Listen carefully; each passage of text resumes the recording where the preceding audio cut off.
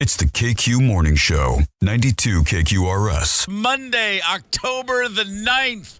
Happy birthday, John Lennon. That was AC/DC Money Talks. AC/DC played their first gig in 7 years over the weekend at the Power Trip Festival in Indio, California, where they hold Coachella every spring. They had the big Power Trip. Oh, all kinds of folks on stage over the weekend, but AC/DC was the big story. First gig in 7 years.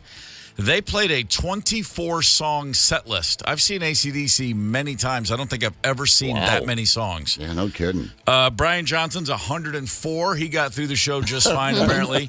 Angus Young, only 102. Angus, by the way, completely gray Dumbledore-looking hair now.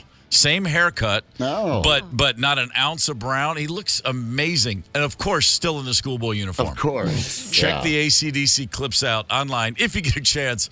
And the new drummer, Matt Laug or something like that. Great. Every clip I saw, that dude was delivering the goods right in the pocket the way you need your AC/DC drummer to do so. So the word, of course, is immediately, are they going to tour again? Are they going to tour again? Inside word, sources tell me, no. Maybe a handful of select dates. Oh, you'd think after 24 songs, maybe they're feeling different. Now, Axl, out when Brian was down with his ailment, did he crowd the stage? Because GNR was there. I wonder if he jumped on with Brian. No? I didn't see Axl on stage. I did see photos backstage of them all hanging out. Everybody there, all good. A lot of love for AC/DC, of course, as well. There should be. A lot of love in the Twin Cities right now. Yes, sir. For the Twins, boy. Oh, boy. Oh, I thought you were going to say the Vikes. I'm sorry, the who? What's that now? Man, you talk about irrelevant. But, yeah, the Twins, they got the one. Pablo Lopez, 105 pitches and 7 scoreless innings, 6 hits, 1 walk. I got to tell you, man, that was a phenomenal performance. Yeah. Keeping me up later than I wanted to be up. Well done, Twins. Yeah, as soon as they yanked him, I thought, and then checked the score right away. But after 7, after they pulled Lopez, I thought, all right, I'm just going to go to bed and pretend they won this game. Mm-hmm. And Baldelli talked about letting him pitch over 100 and get through the 7th. I think he was completely locked in, and not just his intent. He was just so sharp. I mean, this stuff, anyone watching can see the stuff it's exceptional, but I think he had tremendous feel for his pitches today. To me, it was not that difficult of a decision tonight to let Pablo pitch, and he pitched. Yes, he did. What's with the Disney music? So this, Tony, you want to introduce Steve to this old 1987, 91 tradition? Is it that old? Oh, my God. It's the light, happy music, which was traditionally played as the Twins went on their run for the pennant and then won the World Series. It's happy Twins music. I'm sure it's new to probably a lot of Minnesotans that don't go back that far, but for those of us that do, and like I said, I just moved here, and that was the music that... Yeah, we were on our way. So one in down there in Houston, and they're coming home, feeling good. Coming home, series. You just want to get one win on the road, and then like they say, it's not a series until the home team loses. That would make my Baltimore Orioles. They're knee deep in a series. Holy crap, 0-2. Yeah. The Dodgers, Braves, and Orioles. Only 3 teams to win 100 games. All 3 lost their opening game. We'll see if the Dodgers and Braves can turn that around tonight. My O's are in trouble. Not feeling good about it. I'll be honest with you. Whoo, baby. Back to the Vikings. I did choose the Vikings to win that game, and I was dead serious. I wasn't trying to give a hot take. I wasn't trying to be funny. I wasn't trying to be anything other than I legitimately thought this is a perfect opportunity for a wobbly Chiefs team to come in and be bulldozed unexpectedly by a team that needs everything to go right for one game, and it would set the rest of the season up for success for the Vikings. And by the way, I held on to that, and I was dead set that was what was going to happen for 12 seconds. Even Jim Nantz went, you got to be kidding me.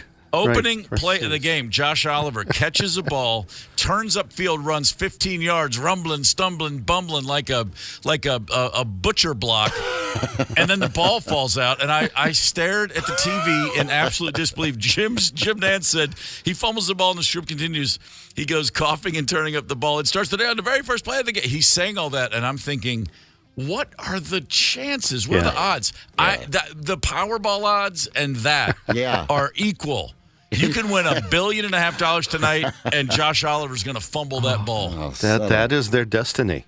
It feels like it this season. And listen, you're going to find out who your football fans are and who your Minnesota Viking fans are. Because sometime at work today, a Minnesota Viking fan is going to walk in and say, and I'm not saying football, but a Minnesota football Viking fan, and the other just the fan that likes to wear purple is going to walk in and say, they're the best 1-4 team in football, and then the football fan's going to punch them in the mouth. Do you want to be, what's better? Let's take a poll. Is it better to be the best bad team or the worst good team? They were the worst 11-0 team last season. I'll take that team, yeah. Any day. So it's better to be the worst good team. Yes. I think we can all agree on that. I think so, yeah. Damn it. Candace did say if the Vikings lose, she's going to take a vow of silence. So I guess that's still the case. We haven't heard Hey, word. I watched that game. I was stuffing my face with Devani's during it, but nice. I saw the tweet. Yeah, you had so much Devani's. Did you have pizza and a hoagie? No, I just get hoagies and calzones and at least you had that. Macaroni. Just spit it up every time Hawkinson dropped a pass. Oh, and then Hawkinson, what in the hell? I was on just a liquid diet yesterday of water because after the weekend at Cragen's, I was like, I've got to hydrate. I've got to chill and hydrate. Which is my way of saying, God, that was fun. Yeah, there's no hiding my good. Monday morning, if I come in sounding like this, I was having fun. And in fact, at some point on Saturday night, just had to kind of slip out before the after party anyway, because I thought, I'm not even going to be able to freaking talk on Monday. What a good time. Seriously, you say it, right? You come in and you go, we had a great time, and it was sponsored by, and all that stuff, but it was... Damn, that was a good time. I'm with you right there. Saturday night, at some point, I noticed I was getting less able to continue the thought. My throat was going. My throat's still very, very, very scratchy and sore through nobody's fault but my own. But man, for everybody who was up there, you don't need to hear it from us. But anybody who missed the Cragen's trip over the weekend, we truly had a blast. My first trip to Brainerd, great day in the morning. That's what they call a ye old God's country up there. Yeah, I already can't wait till the next one. Seriously, fired up. I left yesterday with a sense of, oh man, come on. All right. We already had. I was ready to go. We had the. Yeah, you needed it. We have the gear. We should have just stayed for the whole week. I mean, we just keep plugging in, going there. It was a good time. We have a lot going on the show today. Robert Smith is going to join us at 9:00 to talk about. I don't know. Let's talk about golf with Robert. He's a good golfer.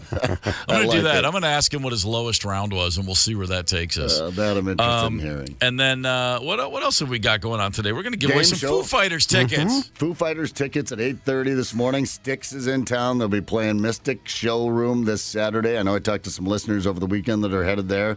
And our runner-up today will be headed there. So it's at 8:30, right? Yeah, that's pretty solid. We're rocking. That's rock solid. Mike Evans' Hollywood Report. He's got a box office report for us here. Oh, that new Exorcist movie. They were expecting that to make, $60 million or more over the weekend? We'll find out with Mike Evans here at 6:30. Hang tight. It's the KQ Morning Show, 92 KQRS. The Electric Light Orchestra comes on, and I just lose my mind. I'm Steve Gorman. When has ELO? Where's ELO in a world where every band you ever heard of is back together and touring? What the hell happened to ELO? I saw him I had short hair then. That was probably 4 or 5 years ago. Point made, Steve. It was that really okay. Jeff, Lynn? Lynn, yeah. I somehow they toured it. no? They toured in 2019. I had literally no idea. So you ask a stupid question, you get an answer. Yeah, it was fun. I loved it. I almost didn't go. I remember that day specifically. What was going to stop you? I don't know. I was just tired. It was a Sunday. I was like, I don't know about all this. And my friend Christina, she's like, let's just go. Don't be stupid. Come on. There's going to be cellos and everything. Yeah, I'm glad. Danny Harrison was the opening act on that tour, George Harrison's son. I saw him play in Portland, Oregon once. And boy, when he turns to the side, God, he looks just like his dad. Doesn't he? It's hauntingly. It's right on the money. I mean, straight ahead a little bit. Boy, either side profile, when he's up there playing and that smile, and man, it's wow. Kind of mind-boggling. But you know what? That's a story for another day. How about this? How about we go to Mike Evans for the Hollywood Report? Good morning, Mike. Hey, good morning. Good morning. The report, as always, brought to you by Marcus Theaters. Did you know this? Hey, did you know this? Tomorrow is Marcus proud to announce again the Value Tuesday, $6 for any movie you want to see. Check it out. They are the best Marcus Theaters. With the murder and the bombing, the killings of mayhem over in Israel over the weekend, I'm changing gears and changing the subject to the Toy Department of Human Affairs, which is Hollyweird. And there's always plenty of Hollyweird to talk about. Okay. Well, no. What better way to start off than some love nuggets? Gigi Hadid and Leonardo DiCaprio were hot and heavy and off and on for almost a year. Gigi broke up with him, and apparently it only took Bradley Cooper about 5 minutes to get in touch with her. I guess he's always had a crush on her. They spent most of the weekend together. We'll see where that thing goes. Okay, I think they both know where that thing goes. They're adults. Yeah. It's probably straight to the bedroom, truth be told. Keep up. There is the fan power of Taylor Swift. Amazing stat. Check this out, Steve. Mm-hmm. Since the rumor of Taylor hooking up with Kansas City Chief Travis Kelce, Travis's new Instagram followers have increased 300,000. So, I'm not surprised. Man, that's amazing. By the way, football fans who are like bemoaning the NFL's embrace of Taylor Swift going to games, you're missing the point. Exactly. I mean, she's got more Instagram followers than every player in the league combined. There you go. I think the point is they just don't want to hear about her. A lot of gossip rags have been spewing that Jennifer Lopez and Ben Affleck are in trouble. But as the former goofy President Richard Nixon would say, that's just plain poppycock. Mm-hmm. They're not in trouble. They do get in some very moving arguments sometimes. They've been caught by video, but apparently that's just so they can have good makeup sex. I mean, they're fine. Wow. Mike Evans got clearly bugging the J-Lo Ben estate. I'm telling you. That's the inside. So Exorcist Believer, anybody see it? No. Okay. Did $27 million at the box office, which is excellent when you consider I did not think the movie was good at all. Mm-hmm. But a movie was originally scheduled to open this weekend. Okay. That's until the producers found out that Taylor Swift's Eras concert, the movie, was opening this weekend. Okay. Then they quickly changed the date. And now pre-ticket sales for Taylor Swift's movie has reached $120 million in pre-ticket sales. Right, sure. Amazing. Chris Rock's going to direct the Martin Luther King biopic. Executive producer will be Steven Spielberg. That should be kind of good, I think. Who's playing MLK? Casting search starts this week. Okay, they just signed the deal with the studio. Chris Rock directing. That's how about that? We'll see. We'll see. Kevin Spacey was released from the hospital from that heart attack scare, expected back to the United States following the not guilty sex verdicts. Here's a little sidebar about Kevin Spacey. He's a creep. He does the best impressions of any celebrity out there, impressions of other celebrities. Yeah, that rings a vague bell. I must have seen a clip sometime a long time ago. He especially likes doing impressions of Clinton, Reagan, Obama, and Trump. Well, I tell you what, that Southern accent on House of Cards was a little thin. I mean, a little too over the top, man. He was missing some subtleties. But, hey, that's just one man's opinion. There you go. 2 lists for you, Steve. 5 celebrities who were multi-millionaires and had to file bankruptcy. Wow, here we go. Lindsay Lohan. Okay. Kim Basinger. Okay. The late Gary Coleman. Coleman, really? Yep. Oh. Tony Braxton. Braxton? Sure, heard about that one. And Burt Reynolds. Yeah, but I didn't know Burt. I didn't know Hooper. I didn't know the Bandit had to file for bankruptcy. Yeah, he did. He sure did. Celebrities who own the 5 most expensive yachts. Oh. Did you ever own a boat? No. What do I look like? I never owned a boat either. A boat or a yacht? No. Number 5, Tiger Woods. Okay. 4, Elton John. 3, Puff Daddy Diddy. Number 2, Jeff Bezos. Well, he's not a celebrity. He's a tech douchebag. There's a huge difference. Number 1, David Geffen. Okay. Music business douchebag. Yeah. His yacht, and he lives on it most of the time. Good. Cost $500 $500 million. It's you know what though? Enjoy it, dude. You're still the guy who sued Neil Young for putting out a record, and you said he doesn't sound like Neil Young, so I'm suing my own artist. Screw him forever. I didn't hear really. Yeah, of course. Huge, famous. Yeah, he took Neil Young to court and said I signed him, and now he's making records that don't sound like him. They did a whole record in just baritone. I kind of remember that, but yeah.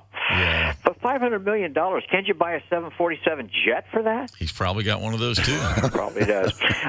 Great to be back with you guys. Have a great day. Talk to you tomorrow. See ya. See ya, Mike. Truth is, I'm still pissed at David Geffen for kicking Rick Rubin's label to the curb in 1991.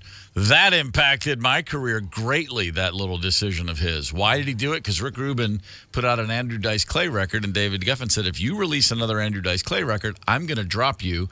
And Rick Rubin said, screw you, which I totally get. That and the Ghetto Boys. Geffen had a big problem with the Ghetto Boys and Andrew Dice Clay, as did I, because one of them made bad music and one of them wasn't funny. But, hey, next thing you know, we get shuttled to another label that doesn't care. But for a minute there, it was good stuff. So anyway, thanks, David Geffen. Maybe it's a little jerk. I should probably get over it by now. What else was Mike Evans talking about? The yachts. The yacht thing, yeah. I got to come clean on that. Never owned a boat in my life. Fun fact about the Gorman family. When we moved to the state of Maryland shortly after my birth, it was because my dad was a Brunswick bowling guy in Muskegon, Michigan. Worked at the Brunswick Automatic Pin Setter Factory. Plant manager dude. And then Brunswick acquired a boat company in Baltimore, like a yacht company called Concord Yachts. And they offered him a chance to move up to, like, the white-collar world. Like, hey, come be a VP at this boat company, which I look back on and realize, someone in Michigan just wanted to get rid of this guy. So they he took a job. We moved to Maryland, and for a few years, my dad's job was at a boat company. It was called Concord Yachts, but it was like fishing, 36-footers. The biggest was a 54-footer, fiberglass body. It's a big boat. Yeah. And so all of a sudden, we're on the Chesapeake every weekend on a boat, hanging out, living the life. Hats. And then the oil embargo hit, and the boating industry just went right into turlet, and suddenly the old man's looking for a job, ends up back in the bowling industry. But for a few minutes there, we were feeling pretty yacht-like. Yeah, you got a taste of the life. Yeah. Rubbing elbows. I was like 6 and 7. That just meant we got actually for a minute there it was like actual Coca-Cola and not like, giant Food Mart cola. But, they ever let you steer? No. God, Here you go, little fella. No, there's some slides. We still have some family photos on the boat and show those to someone. They're like, man, you guys were high on the hog. I literally remember very little of it. It was just something to talk about. From the bowling alley to the yacht deck, back to the bowling alley. Right back to the bowling alley. The coolest thing about when he worked at Ebonite Bowling Balls was at the factory in Kentucky. They had to test balls for, I guess, to make sure that they'd take one out of every so often. And they had a bowling lane, a single lane at the factory. And they had like an arm that automatically just threw the ball. And we would set that and aim it. And we would like try to bowl a 300 with the arm doing it. Yeah, that was, you just put us in, that's like 6 hours. Come to work, sit here. I'm like, great, thanks, Dad. We're good to go here. It was awesome. Right on. Yeah, it was a good time.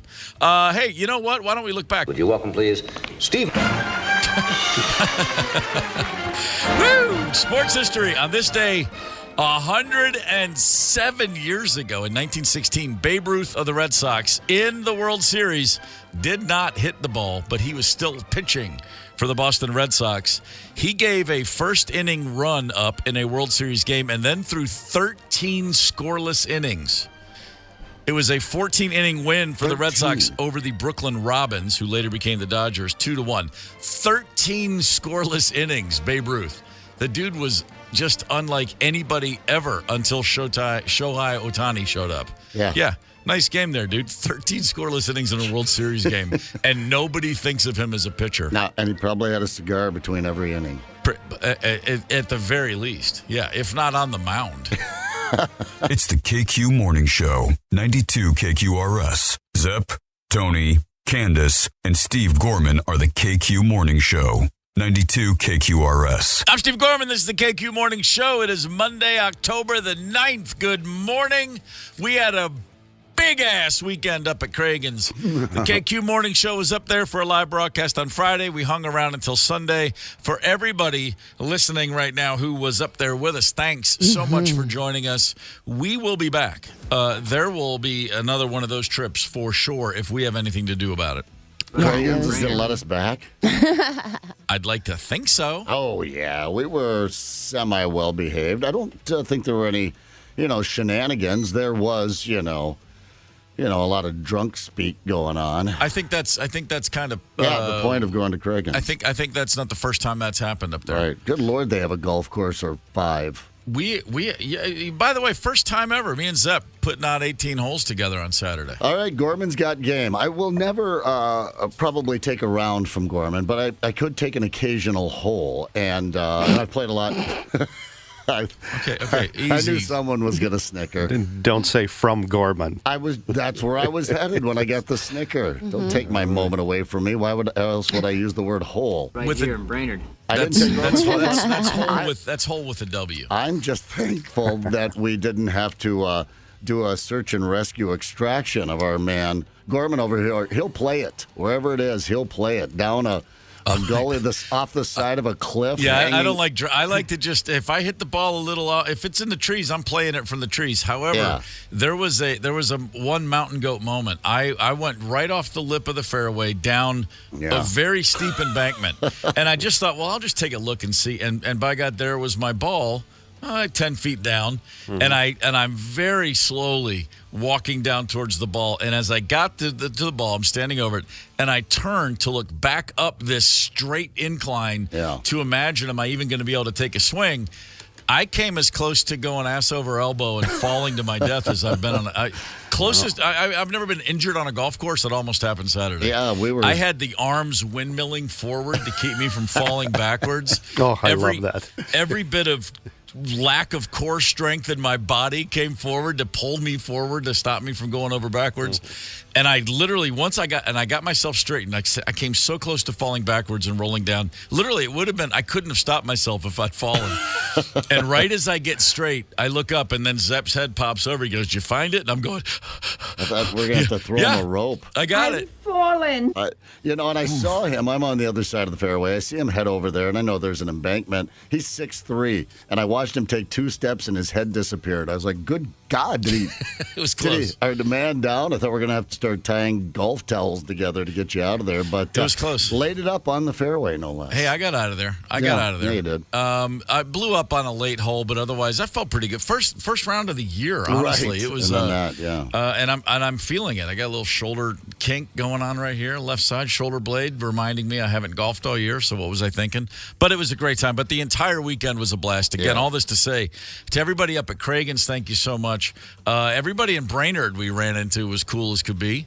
Great time with our buddy Shep, watching the Twins game, knocking back a few. The whole thing was great. Hope we do it again next year. How does it feel to be elbow members? Oh, I am a member of the Loyal Order of Elbows, LOE, baby. Feels pretty good. Yeah. And plays a large part in why I got home last night and just drank water. Lots and lots of water. Yep, the elbow got quite a workout. It really going did. Up and down. It really did. Yep. There was nothing wrong with that weekend up at Cragen's. The Twins are back, baby. They're in business with a big win yesterday over the Houston Astros. How about Carlos Correa going up against the old team and just making it happen? Man, that guy, 3 for 3 with 2 doubles, a walk, and 3 ribbies. Come on. Carlos Correa right now, by the way, is sitting in 4th on the all-time career postseason RBI list. Yeah, I think the word they use is clutch. Man, that is impressive. And then, to go back to the old home stadium and get it done. That's what great players do. They go back and they, here's what you lost. Here's what I did so many years here. But, just clutch all the way and stepping up. And it was the game yesterday. Like they say, and in baseball more than any other sport, the key isn't to elevate in the postseason. The key is to just do what you normally do, knowing everyone else is a little tight. Yeah. You know what I mean? Like Derek Jeter always said, I don't play better in the postseason. I just play the same. And everybody else is a little on edge at first. And then you put it in people's minds that you're a postseason killer. You're never getting it out of there. So Correa has a legend of coming up big when it matters the most, and we saw that yesterday. It was pretty great to see. Well done, Twins. The Vikings played a game, and let's move on. We'll talk to Robert Smith in a couple hours about the Vikings, but in the meantime, let's just try to enjoy the morning, shall we? Yeah, it's all Twins. Zepp, you said something about accents, the sexiest and funniest accents in the world. Right, exactly. This is a poll of Americans, by the way. This is good old Americans. I think about 1,000 Americans polled, ranking various accents across a bunch of different countries.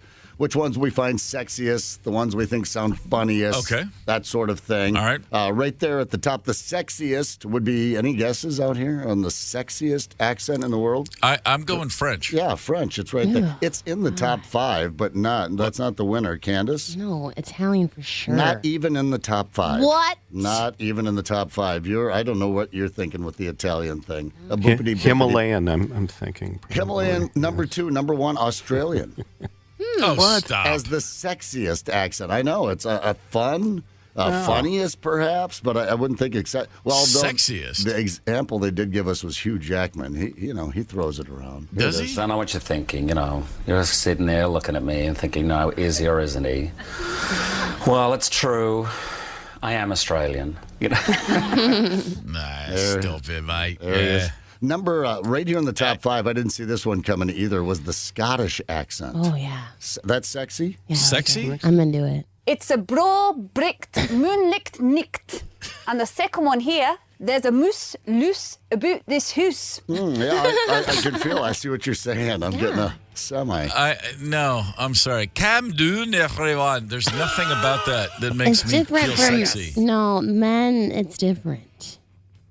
Put on I'm thinking of Willie from The Simpsons. Put on groundskeeper Exactly. Willie. That's warm and cuddly and funny and irreverent maybe, but sexy. I still can't. I just don't get the Australian thing. Is that sexy to you, Candace? An Australian dude? Yes. Are you picturing the Australian beach bod? Does that go with it, or? I stayed in some hostels with some Australian. A lot of Australian people in Europe just going on vacanza and stuff. So there was a couple. There was couple blonde twins from Australia that we hung out with one night. You know what I mean? I would say this. I did a annual training thing up in Fort Ord, California, and they had a bunch of Australian troops come out. And there's something about Australians, you're right, they cannot wait, men, that is, to take their shirts off. I wish women, but I haven't experienced that. But they, you get in the barracks and it's time to get into go into the bowling alley clothes or whatever. These guys are undressing on the way to the barracks. I'm like, dudes, is everyone ripped in a stress? So I guess I can see why women might respond to that. Well, he's happy. You want to take a look at these triceps, mate? They can't wait to show them up to anyone. I was just doing some push-ups here, mate. Take a look at my triceps, why don't you? Look at these pecs.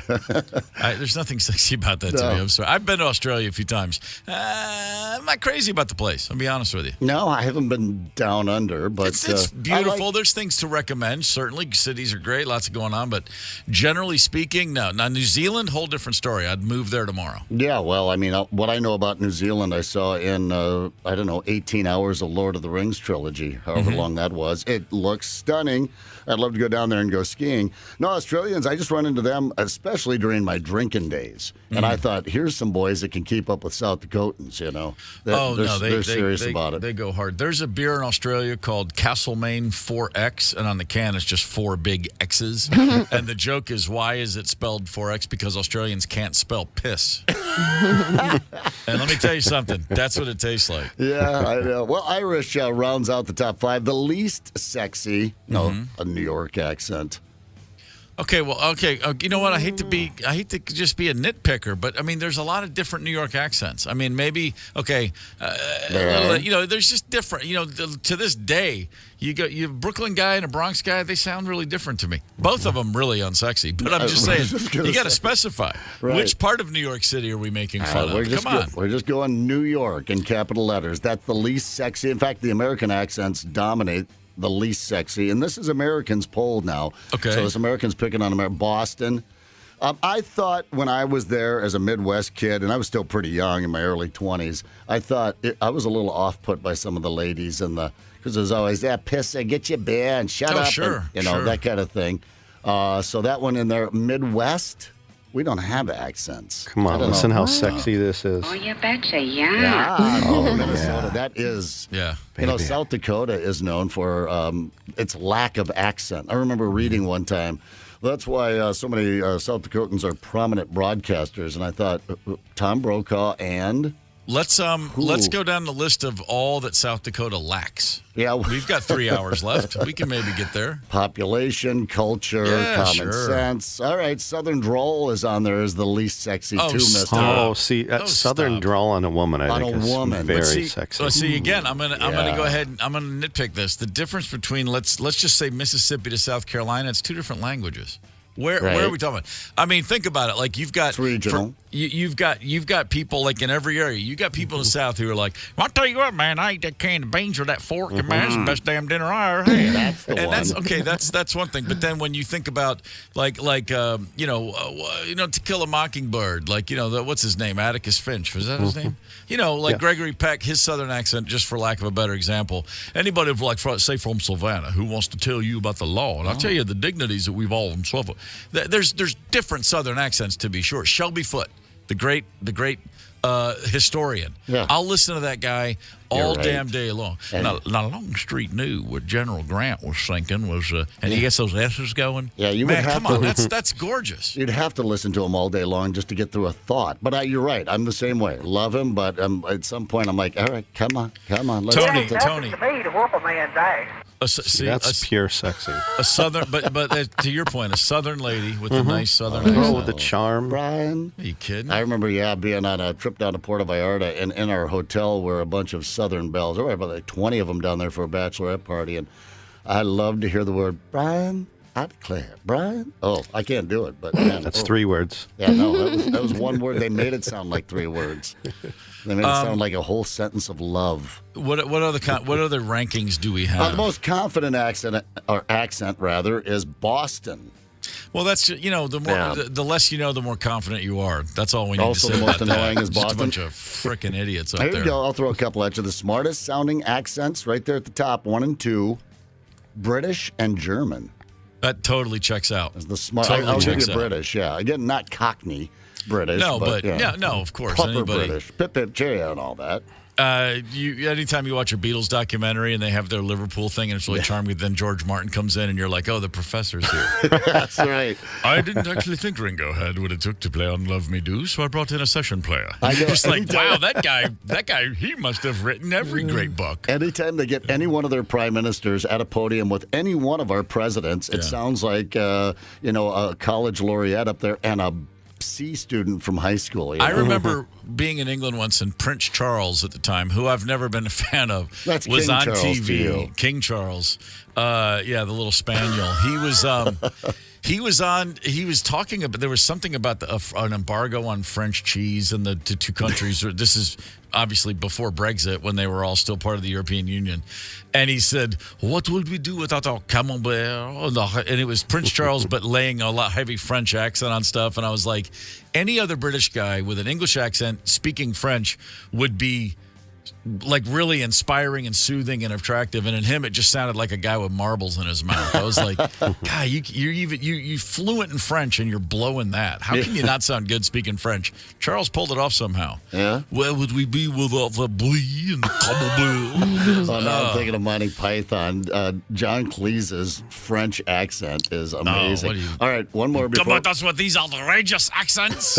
And the most romantic, most seductive, and most beautiful accent overall is French. Okay, all right. At least the French is into that it. one. We haven't all lost our minds. No. My little darling, it is love at first sight, is it not? No? No, there was a morning much like this one, and I saw Candace coming in, and I looked at her, and the flames were just right in the fireplace, and she had a bottle of wine in her hands, and I said, why, my God, there's a goat-loving woman if I've ever seen one. Just because I lived in Italy, Italians and the French, it's not a match made in heaven. No. All right. Well, and the funniest accent, according to us Americans, this is a slam dunk. The Canadian accent. Sorry. Oh, sure. So sorry. Yeah, of course. Just terribly sorry. Yeah. About everything. So sorry. That totally checks out. I'm still confused about the Australians being sexy, but otherwise, this all pretty much I'm down with this. Works for me. All and right. by the way, literally, I will sit and listen to someone with a French accent hours over the Italian accent, Candace. Just want to be on the record with that. Well, it's okay. And we I don't have to appreciate- be on the same page all the time, Steve Gorman. Okay, fair enough. I just wanted These to let the two record are show. gonna fight during the songs big time. Tony, you ready? We'll have to get in between them, or just record it and put it on Facebook. You guys, we got to get moving along here. You remember the big EAS test? Did you get it, or did you nap through it last week when our phones went berserk? Caught me off guard. I was, by almost the way, dropped my phone. I was looking at it. I was like, oh, jeez. I was sound asleep, and I had turned the ringer off and put Do Not Disturb, somehow thinking that would work, even though I knew it wouldn't, and that thing just blasted me right awake. Probably shouldn't. Yeah. There's a whole bunch. 42% of Americans said they'd ignore it if they could. That's alarming for our future. But one particular segment of Americans, it really got into some hot water with a twist. I like this. We'll cover that story at 7:30. Foo Fighters tickets. When are we doing the Foo Fighters tickets? 8 or 8:30? 8:30. 8:30. 8:30. 8:30. How about that accent? Fair enough. Hang tight. It's the KQ Morning Show, 92 KQRS. I'm Steve Gorman. This is the KQ Morning Show for Monday, October the 9th. Yesterday, I just need to let it out. Arsenal got over on Man City. 1-0 to the Arsenal. A long time coming for me and Derek Madden, our buddy over at 93X. Good day. The rest of the day was just a cakewalk because finally we got over. And it reminded me, in 1980, Vitas Gerulaitis beat Jimmy Connors. I had that. It sucks. Vitas Gerulaitis beat Jimmy Connors after having lost 16 straight to Connors. And he said afterwards, let that be a lesson to you. Nobody beats Vitas Gerulaitis 17 times in a row. I liked Vitas. He was the first person I saw flip the bird on national television. He was he had an attitude. He had an edge to him. Yeah, you always remember that guy. My first bird. Vitas. You'll never forget your first bird. You never do. You certainly never should. Any guy that made Connor look like, or Connors, I should say, made Connors look mellow. Yeah. Like the mellow guy in the court, Sure. and I had respect for sure. I was a fan of Eli Nastasi because there was one famous match either against Connors, Borg, McEnroe, Lendl, one of the bigs at the time, and Nastasi was so angry at the chair ump that he sat down and refused to play. And then the ump said, if you don't stand up, I'm going to kick you off. So he stood up and then didn't even attempt to chase the serves for 4. He just stood there. And then finally the ump said, get out of here, and kicked him out. Yeah. That's good stuff. Yeah. You got your parents, you got your coaches talking about sportsmanship, and then you turn on TV and you're like, that guy makes me laugh. That's pretty funny.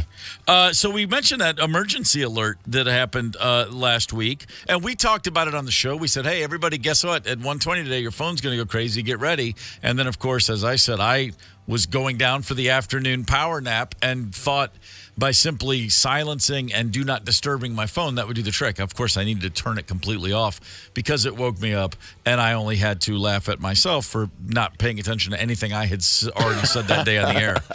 But so that emergency alert came as a surprise to a whole lot of people, but none more than all of the Amish folks in various Amish communities who were outed for having secret cell phones. They can't do that. Come on now. Yeah. That emergency alert test blew up a lot of communities because there are more than a handful of folks in the Amish community who have, as I said, hidden cell phones. A lot of people are dealing with some backlash. There's a whole lot of good old-fashioned shunning happening in Amish communities. Oh, no. Jebediah, you disappoint me so. That's exactly right. That's me after every family get-together, being shunned.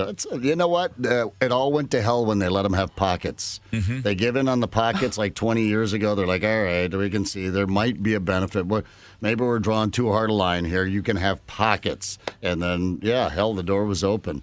I can attest. I hooked up with an Amish guy like a year ago, and the Amish aren't always all in with all the Amish things that they do and say. Maybe he just told you that because he thought it was charming and sexy. No, he didn't have any mirrors in his house. I think we have some audio of that hookup. There's not a man in this bar who would not give thee his milkiest goat. There it is. That's the line Candace fell for. Wait, I'm sorry.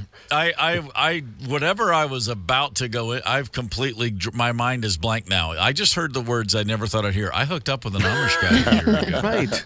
Yeah, he was a very nice guy, but I think he did say he was like 65% Amish. So where'd you meet him? 65 years Where old. do you meet an Amish guy? the Richfield VFW. Was he on his Rumspringa, or was he older than that? He's my age. He's your age. Mm-hmm.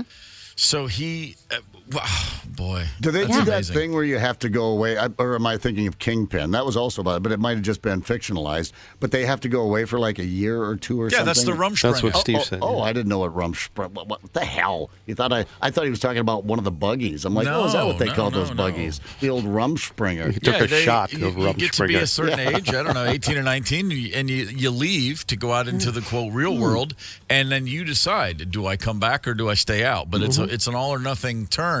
Yeah. I guess, Candace, your guy probably went back, but then realized he, like you said, he had a foot in both worlds. Yeah, he lived in Wisconsin. I forgot the name of the town now. But it was Amish community, and then he comes down here once in a while. Was he drinking? Let's just call it Grantsburg. Yeah, he was. So that's like I said. He said he was only like 65% Amish. Do you have a beard with no mustache? He had both. No, I don't know. He had both? I forgot. Okay. Wow. It was a year ago. Wow. I mean, my God. That was... I would give anything to hear his recollection of that. I came in with a buggy full of bread. Yeah, did you guys talk baked goods? He did have a lot of tea. He's tea in his truck. A lot of tea. Oh, I thought you were saying he did have a lot of teeth. Like that was a plus. That guy had all of them. As far as I could tell, he wasn't missing any teeth. No. No, it was fine. The only thing that like I said, it was just really, I got to have one mirror at least. I don't really get the no mirror thing. Yeah, well, okay, here's my question. Vanity. Let's just close our eyes and imagine that we're in an Amish setting, and you hear the sound of that. If you don't have a cell phone, how do you know what that sound is? If you're the guy holding that cell phone and it's on silent, you've gotten away with it. You can't just look around the room and go, what the hell was that? What evil spirit hath spoken? If you're already covering up, if you're a guy or a gal who's already got a cell phone and you're doing what, whatever Amish person does with a cell phone, you don't have one more lie in the chamber? Yeah. To just look around the room with a face of, I have no idea what that sound is. I like the idea that there may have actually, because let's be honest, I mean, you don't live on the planet today and know what a cell phone sounds like. I mean, they get out of the compound occasionally, but I love the idea of someone just being totally freaked out by that. Like, what in the hell is that crazy noise? It certainly does make one think about all the fun you could have with pranking your Amish friends in the neighborhood. Not that I'm suggesting anyone do that. I mean, not that you're suggesting any of us have Amish friends. I think that's like number 2 on the list, right? You can't have mirrors. Number 2, you can't be friends with a regular person. Well, where I grew up in Kentucky, there are Mennonites, which is a sect of or an offshoot of straight up like Pennsylvania Amish. This is a different group. We have Hutterites, and they still go the horse and buggies, and you'll see them in the town I grew up in, Hopkinsville. You'll see but they would come into the grocery stores on Saturday. They would sell their baked goods, but I worked at a grocery store in the produce section, and there would be Amish women in there with the kids buying produce at times when they needed stuff. So they weren't completely isolated in their own world. They would come in and they had money and they would spend it in the store. But again, they would be in a horse-drawn buggy, which was, even in the 80s, was really shocking. When I go back to visit my mom, more often than not, on the drive-in, the 10-mile state road from the interstate to my hometown, I will invariably see at least one horse and buggy to this day. And I'm like, man, right there. And now this whole time I realized they got GPS. They're fine. They know where they're going. The horses have GPS. Yeah. The drivers aren't allowed to have it. But no, it's, and I tell you what, if you pass you said Mennonite or a Hutterite or an Amish, Farmers Market, you better wheel in there. They got some good stuff. I'm just saying. No, I know they're known for their furniture as well, but something about that whole no preservative apple pie, pretty special. And the bread is working for me. Yeah, some good on a regular goods. basis. All right, so we have some shunned Amish out there, eh? I've never been to a fortune teller. Not something I ever would buy into for 1 second. No, and I've done the machines occasionally. Okay. Oh, like in the movie Big? That thing? Right. Really? Yeah.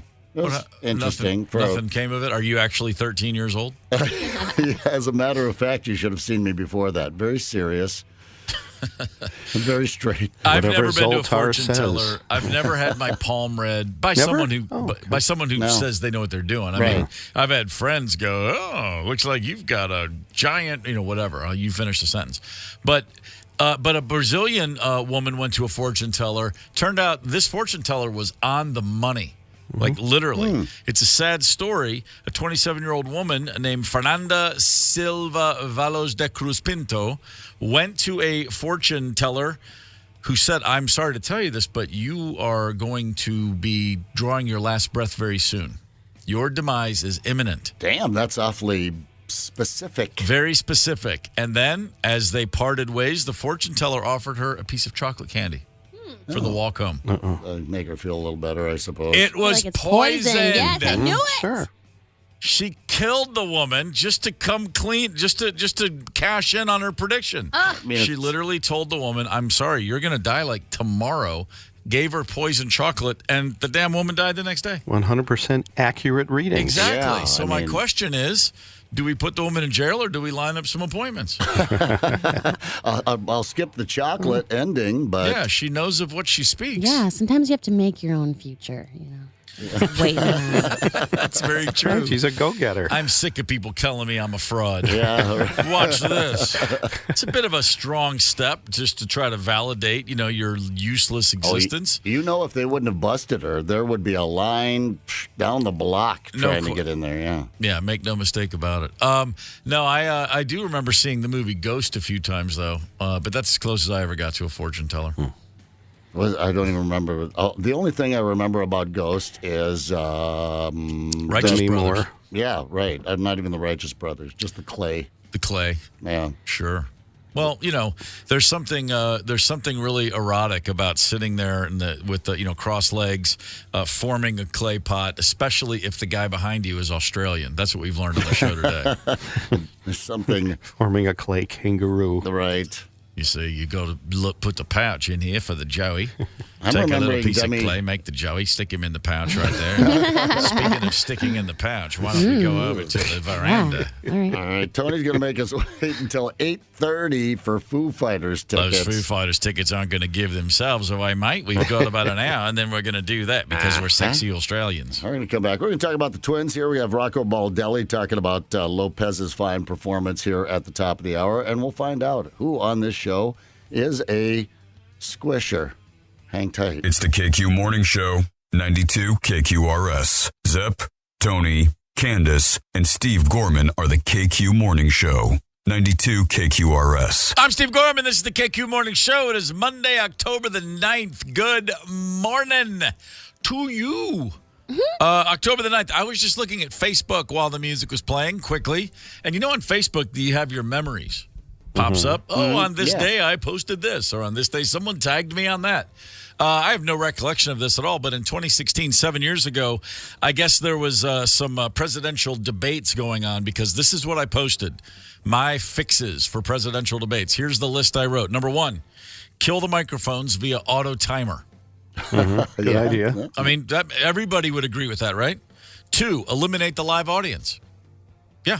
You want a dead audience? That's gross, no audience. Weird. Just stare at the camera. Okay. 3, 2 hours sleep daily maximum for each candidate for 1 solid month before the debate. All right, now it's getting entertaining. 4, set the temperature in the studio for 90 degrees. Yes. Oh. Let's do that. Shirts off. Don't watch. Don't let them sleep and make them sweat and take away the audience. And when the 2 minutes is up, the mic turns off.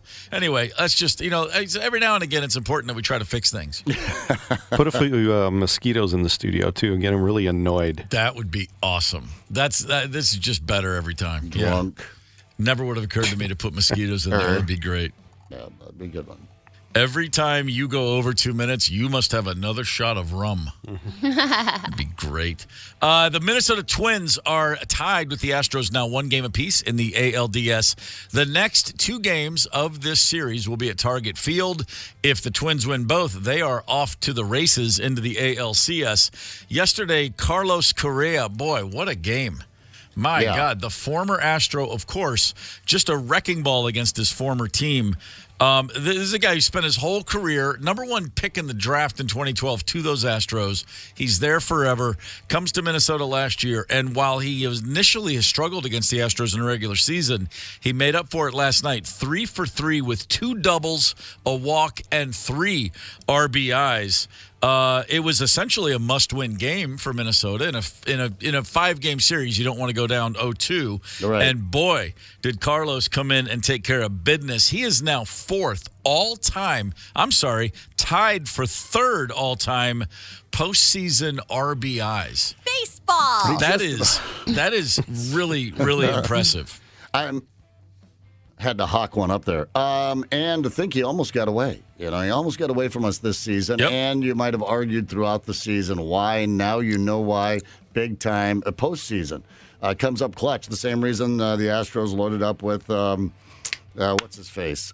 Verlander. That's exactly it. Postseason. You got to have these guys if you're going to make a run in the postseason. The Twins got themselves to postseason. Correa shows up. And we needed somebody to show up last night because Lopez pitched one hell of a game. Baldelli talking about it. I think he was completely locked in, and not just his intent. He was just so sharp. I mean, this stuff, anyone watching can see the stuff it's exceptional, but I think he had tremendous feel for his pitches today. To me, it was not that difficult of a decision tonight to let Pablo pitch.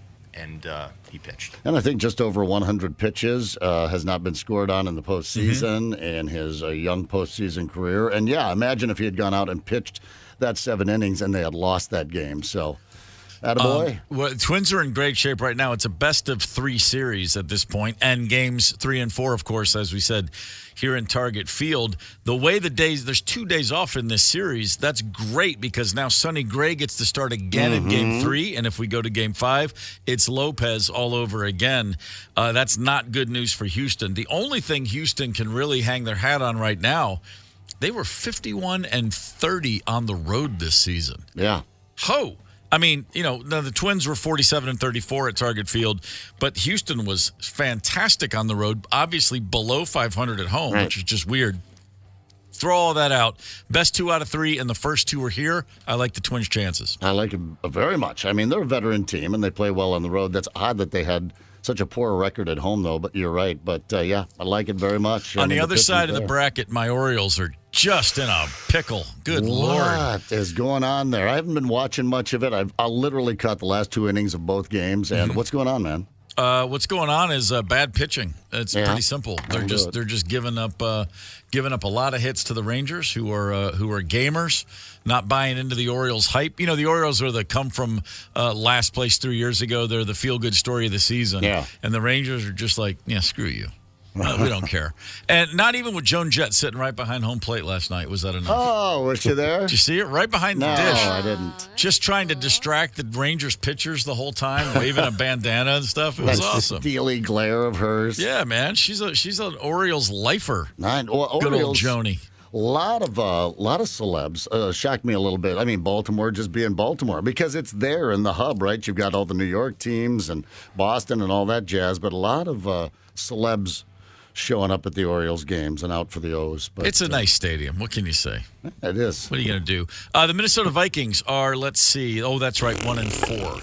Best damn 1-4 team out there. Is there another 1-4? I mean, there is, but I don't even know who else is 1-4. Has Denver won a game yet? They have won a game yet. They lost yesterday in fabulous fashion to the New York Jets. I love it. Sean Payton, boy, this is a guy who was sitting on the couch talking about football on TV, making millions. Yeah. came back for a humongous contract to the Denver Broncos. Clearly just a money grab because the team has no chance of competing. They don't have draft picks lined up. They gave away everything to get Russell Wilson, who's washed. And in fact, as they were hoping to have a last-minute drive to win the game, a Russell Wilson fumble picked up and returned put that one out of reach in the final minute of the game. They are an absolute mess. Here are your 1-4 teams to answer your questions up, like the Vikings, the Patriots. We are better than the Vikings are better than the Patriots. Yeah, true. The Patriots have lost the last 2 games something like 72-3. I mean, they're Belichick, terrible. He might get fired. Can you imagine Belichick getting fired? He might get fired. No, they're not going to do that. I can't imagine. Although I do have a theory. It's not going to be a flat-out firing. It's going to be a Bill Belichick decides to hang up his sleeveless sweatshirt. I have a theory, and I want to see if I'm crazy here. Now, this is going back to good old conspiracy sports guy craziness, but check this out. Bill Belichick wanted to get rid of Tom Brady years ago. Yeah. He was overruled by the team owner, Robert Kraft, right? Kraft was like, no, Brady's our guy. And Belichick was like, okay, I'll get you, you son of a... And he waited his time. And now what is he doing? He's a sleeper cell against Robert Kraft. He's intentionally destroying the Patriots just to piss off the billionaire owner, Robert Kraft. Interesting. And I don't think that's what he's doing, but if anybody were going to do it and could pull it off, it would be Bill Belichick. Just once you get to, know a little bit about the guy through a documentary or whatever, it does seem to run contrary to his The man did. character. He gave Matt Patricia the offensive coordinator job last year. The guy's a defensive coordinator, then a terrible head coach. I mean, he has weird coaches on his team. Yeah. So I don't know. It's just a thought. Your other 1-4 teams, the Denver Broncos. The Vikings are better than the Broncos, as we've established. Yeah, I mean, I think so. And then let's see who we got. Who else in the NFC? The Giants are 1-4. I think the Vikings. I would take the Vikings over the Giants right now. That's a pick 'em. The Cardinals, the Bears. Yeah. And then the Panthers are 0-5. So the Vikings are definitely they're on the bottom tier right now at 1-4. But as we said earlier, they're the best bad team in football or the worst good team, however you want to look at it. What did you say about Parcells? You had a quote, I think, before we started the show today. Bill Parcells used to say simply, "You are your record." Boom. That's it. But if like last year, what that says is, well, the Vikings actually were pretty damn good then. They were 13-4. They were their record. And so right now, 1-4. And there is a point, and we've all crossed it, where you say, "Oh, but only if." No, there's no more only ifs. This is just what's happening. Yeah, they're fumbling the ball now. At least they got it out of the way on the first play of the game. Dropping passes, and now, and by the way, Jefferson with a hamstring. He didn't come back in the second half. That's unsettling. It could be devastating. I mean, just for the entertainment purposes. Well, you're right. I mean, I'm getting tired of hearing about stats. And look at this, the quarterback rating. And look at this, sacks per. And the offensive line's not playing that bad. And we rounded up a running game here and there. When you make those kind of mistakes, you're not a good football team. No. When you turn over the ball as often as the Vikings do, you're not a good football team. That's tough. I would just never throw a ball unless I knew someone was going to catch it. That's a great, and you know That's what? key. Someone get her over to the main office. You have to be promised a catch. Yeah. Before you I'm loft quit it. throwing these if you guys aren't going to catch them and hold on to them. Excuse me. Hey, Chief, whatever you are. This is not for you to catch. I'm throwing this to my teammate. You just put your hands down by your side. Go sit over there. Couple other football notes real quick. Bad weekend of football in Minneapolis. Oh, jeez. How did anybody catch that Wolverine gopher? That was a maize and blue scrimmage. That was. That was coming. I mean, this team was supposed to be better than they are this year, and I'm not going to sit here and shoot my mouth off about the Gophers too much because I don't pay attention. But they had a pretty solid year last year. Expected more this season. Then you see. Big recruits, jumping ship, and you're like, what's going on over there? But that was an ass whooping. Well, and then finally, and we can move off from football because Candace her eyes are literally rolling into the back of her head. Last night, if anyone happened to turn on Sunday Night Football, you saw the team that the Vikings will be playing in 2 weeks. The San Francisco 49ers bitch slapped the Dallas Cowboys like they were a high school team, 42-10, and it wasn't as close as the score. I'll tell you, I've seen a couple of 49ers, I did not watch last night. I saw the score, but I've watched a couple of games. One as they just manhandled the Steelers to get the season started. Yeah. And even though the Steelers don't have a good football team this year, that kind of good football team, it was obvious that the 49ers just don't have an effing weakness. They truly have the most solid roster, top to bottom, and they'll be here in 2 weeks on Monday night. So and they whiff on their first-round quarterback, and they're out like 3 first-round picks, and they're still the best team in football. Mr. Irrelevant. They have the last guy taken in the draft, Mr. Irrelevant from Iowa State, and suddenly he looks like Joe Montana out there. I've heard Montana ask, Joe didn't have the big gun either. He didn't put up the big stats. He just managed a perfect game, and Purdy plays like that. If Brock Purdy, I mean, look at the number. He doesn't make mistakes. No. You don't have to be great. If you've got that kind of team around you, and if you've got everybody on the same page, and you simply don't make mistakes, you're going pretty far.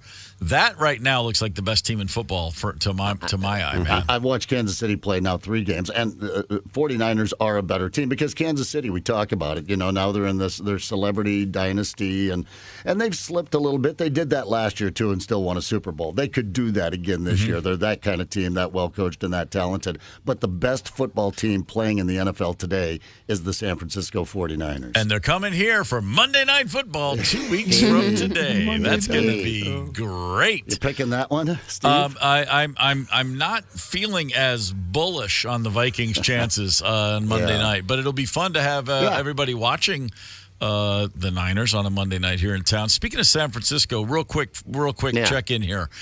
Multiple restaurants in San Francisco, and I don't know if there's any connection to the Niners' success right now. They're charging their super drunk guests $50 cleaning fees in case they happen to get sick inside the bathrooms. Niners! How often does your restaurant have to have a drunk patron vomit in it before you institute a $50 cleaning fee on the bill at the end of the night? And by the way, this is multiple restaurants are just all going, all right, we're sick of this. If you get sick here, it's an extra $50 on your tab. Fair enough. And they're saying, you're just targeting drunks. No, that's who we're targeting. We're not suggesting the food's making them sick. They're the ones that can't handle their liquor. They say it's a much bigger issue post-pandemic. The most common offenders are, in fact, just young people, early to mid-20s. They're coming in oftentimes, for brunch, and they think that mimosas or Bloody Marys are something you're supposed to drink a lot of. It's not really. It's more like a have one. Ease into the situation, but I'm fascinated by the idea that there is such an outbreak of puking in not in bars, restaurant bathrooms, that they're just saying they're posting signs. If you hurl, it's 50. Yeah, that's not going to deter anyone. They're going to make an extra $50, or maybe they won't out of the deal. But it's not going to, because anyone that's going into a bar and getting that drunk isn't thinking, oh, you know what, I better just pump the brakes here because if I puke, that's $50. No, it's. I tell you what, man. There have been times in my life where if I'd walked in, I'm walking into a bar, and if I'd seen that sign, I would have reached right in the wall and said, "Let's just get this out of the way. Here's 50." Because I've got some more drinking to do, and I'm already a mess. Or just have the barf stall, the one on the end, the barf stall that just take the door off of it, so you don't have to F with the frickin' door on your way there. Take the door off of it. Put a barf sign up next to it. Or just a massage table and a bucket. You put your head in that thing, you lay down, put your face down, put the bucket, boom, you're out. You're up and running. Now I am throwing down the 15. Get I'm looking back for those on that horse, champ. All right. Hey, it's time. Tony said we can give away Foo Fighters tickets. We're doing it. Hey, thanks, Tony. Oh, my God. Yeah. Right now on the Maple Grove Lock and Safe Talk and Text line, we'll take 2 callers, 651-989-ROCK. Today we're playing Trust Us. For tickets for those Foo Fighters, Pretenders, L7, that's all happening next summer at Target Field. Prize provided by Live Nation. Tickets are on sale. Runner-up today, not bad. Styx, Saturday at the Mystic Showroom. Prize provided by Mystic Lake Casino. 651-989-ROCK. Dial up. Good luck. And hang tight. It's the KQ Morning Show, 92 KQRS. I'm Steve Gorman. This is the KQ Morning Show. It is Monday, October the 9th. And we've got some good news for you if you're just joining us. Maybe you have somehow missed the fact that the Foo Fighters, Dave Grohl and company, will be at Target Field next July 28th. Or as Candace would say, this July 28th. Yes, because it's this summer, coming up this summer. It's next year. There. It's next year, so it's next summer. That's going to happen. The Pretenders will be opening along with L7. That's going to be pretty spectacular. Also, by the way, this Saturday at the Mystic Showroom, the band Styx will be appearing. We've got tickets to both. Winner gets Foo Fighters. Runner-up gets Styx tickets. All that's left to do is play a game with a couple of KQ listeners. Tony, what are we doing today? We love giving away stuff. Let's do this. Why should I believe you? Why should I believe you? You can trust us. I hope you'll trust us. Trust us. Let's find out if you'll trust us. Now, why should I trust you? Why? Why should I trust you? Come on. You up. You trusted us. Yeah, listeners, do you really know us? You think, really? Can we be trusted? Well, we're going to make a statement about ourselves or something we went through, and you guess if it's true or false. It's pure fun. Oh, that does sound like pure fun. Mm-hmm. Today we're going to go with a little kind of up north camping lakey theme because of our fabulous weekend. We did have a fabulous weekend at Cragen's on Gull Lake. For anybody who missed out, trust me, plans are already in the works to get back up there. No better time could have been had. It was wonderful. So, yeah, let's take advantage by lying about it or telling the truth about it, whatever we see fit. I love Trust Us. It's good stuff. Mm-hmm. All right, let's rock. Candace, who's caller number one? Martha from Egan. Martha, good morning. Hola. How's everyone? We're great. Thank you very much. How are you? Good. Excellent. Despite the loss yesterday. Despite the loss. Well, the twins are doing their part at least. True. So, let's just focus on what's good in life. You know what? When someone hang out with the people that want you. The Vikings don't want us anymore. It's time. No, I'm sorry. I don't mean to say that. No, but the Twins are winning, and we feel good about it. So, are you a Foo Fighters fan? Like more than you can imagine. Oh, really? The first time I saw him was Madison Square Garden. So yeah. So, yeah, Foo Fighters at the Garden, that's probably a pretty good night. Well, hopefully Target Field will be as good a night, and if you do your job here, if you can see through the cracks of the four of us, then by God, you're going to be there next summer, so good luck to you. Okay, thank you. All right, what's happening here, Tony? You take it. You guide us. We're gonna go around the room here. Each of us will give our anecdote or statement. I always just need a little kick in the head. Sure, I can start her out. The four of us are going to give a statement, and you decide if it's real or just absolute horse crap. Tony, go first. Okay, expertly escorted by listeners and KQ Morning Show members in Brainerd Bar Restaurant, I experienced culinary ecstasy. A peanut butter pickle cheeseburger. That's true. Wow. Yes. What? It was amazing. Is that Thanks. Shep's? Oh, my God. At the Blue Oyster with tots. Oh. Thank you to Steve and Deb. The Blue Oyster. Oh, my God. I can't stop thinking about it. Peanut butter pickle cheeseburger. Yes. Wow. With I had it too. It was so good. I had the walleye sandwich. Damn good. Oh, golly. All right, Martha, well done. You saw right through Tony, and he was telling the truth. All right, Zepp, you're up. Martha, I didn't know we were doing an up north thing here, but I'll do an up north one next time. I was once fired from KQRS for getting into a fist fight with a fellow employee. I'll go with true. So damn close, but not true. Oh, not a fist fight. Everybody wanted it to be true. I wanted it to be true. Ugly rumors notwithstanding. Oh, that's right. That was my up north theme. I was asked that over the weekend down by the pool. You know that drunk wife and the husband's like, don't ask him that. And she's like, no, I'm going to ask. But I told them it was true. Now you know, if you're listening this morning, that I was indeed lying to you poolside. Yeah, Debbie in accounts payable had a glass jaw, so it was true. She had it coming. You don't cheat me on talent pay.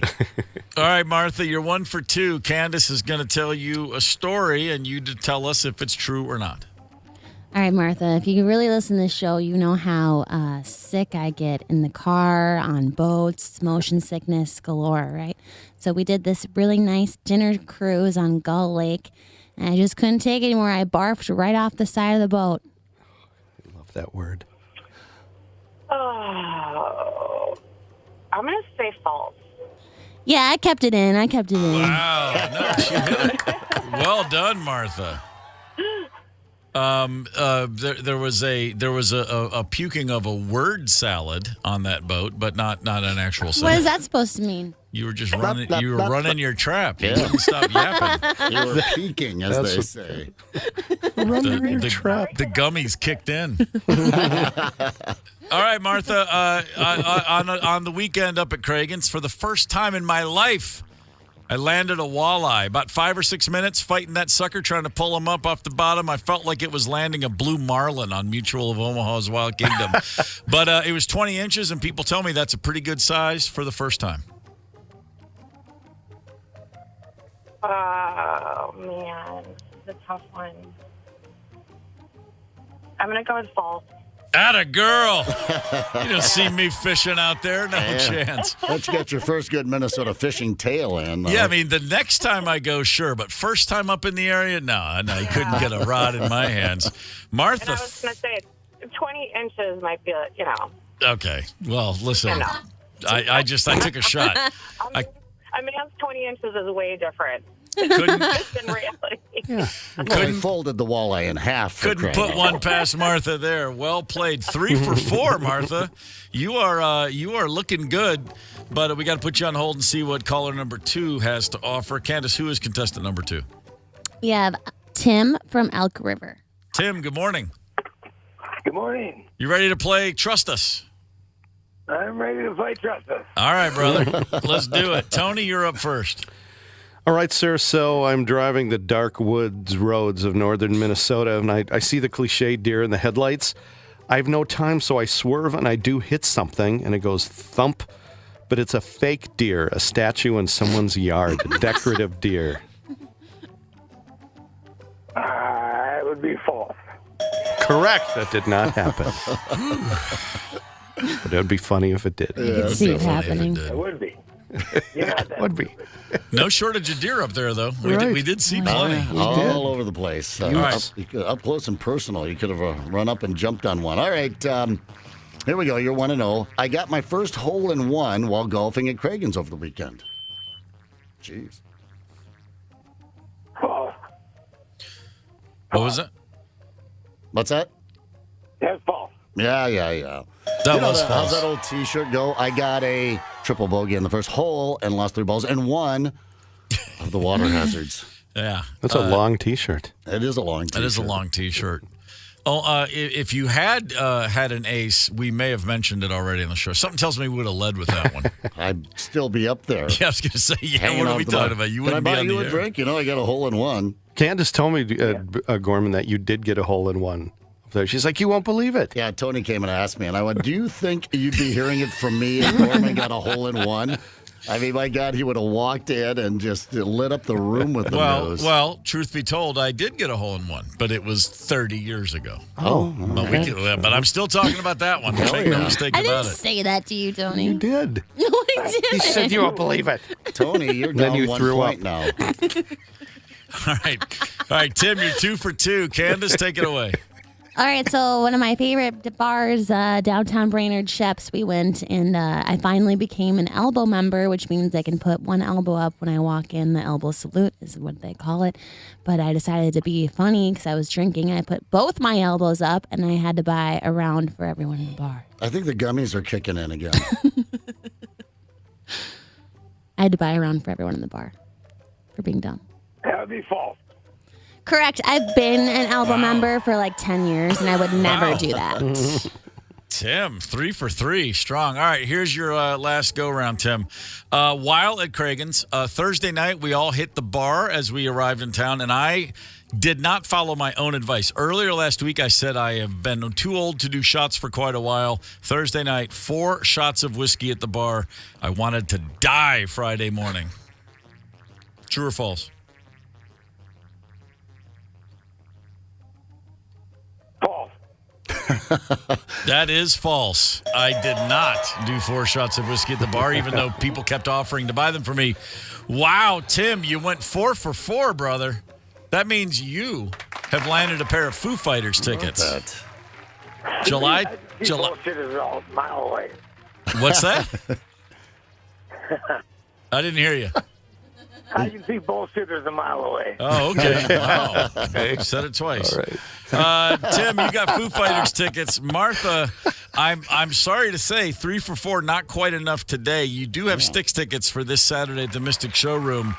Thanks to both of you for calling in and playing. That was fun. Thanks, guys. You got it. Thank you. Sorry, Martha. God, I hate that. Just a Foo Fighters devotee. She said, I love them more than you can imagine. And she's got Styx tickets. Yeah, that's not bad. Why not? The band that played up at Cragen Saturday night, they did, it was a good cover band, and they played, it was specifically, their entire thing was, it was Foreigner, Styx, REO Speedwagon, and the fourth band, Journey. Journey. The Journey was Nailed awesome. the Journey, yeah. Yeah, you'd say that's a limited scope, but actually it's a million songs that you've heard a million times, and they were pretty darn good. And one Kansas tune, that Dust in the Wind. Yeah, that's right, they did. They did pretty much nail that. I thought that wasn't bad. But then when you throw the odd Kansas number in, you do let the guitar player sing it. I mean, obviously. Well, you guys know who's having a more grueling season than the Minnesota Vikings?